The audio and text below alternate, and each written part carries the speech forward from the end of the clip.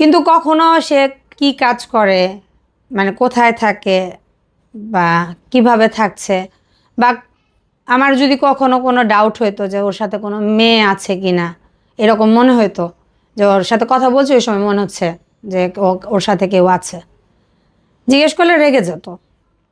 যাক, রেগে গেলে তখন ভাবতাম যে না, আমি মনে হয় ভুল বুঝছি, দৌড়ে আছে জন্য ওই ভালোবাসার কারণে পজিটিভনেস কাজ করছে আমার মাঝে, আমি ওইটা ভুলে যেতাম। তো এই করতে করতে 2009-এ সে মে মাসের 6 তারিখে দেশে আসে। যে 8 তারিখে আমার ম্যারেজ ডে, তার আগে আমার রিকোয়েস্ট ছিল এটা যে পারলে যদি দেশে আসার ইচ্ছা থাকে তাহলে আমার ম্যারেজ ডের আগে আসো।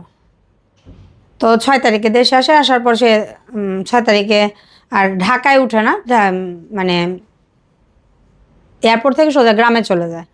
পরে গ্রাম থেকে সে 8 তারিখ 7 তারিখে সম্ভবত ঢাকায় আসে, এসে আমার সাথে দেখা করে।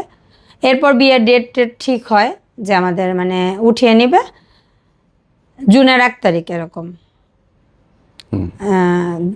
উঠে নিল, তারপরে কি উঠে নিল? না, জুনের 1 তারিখে না, জুনের 30 তারিখে, জুনের 30 তারিখে উঠায় নিবে, মানে ডেট ঠিক হয় এইভাবে।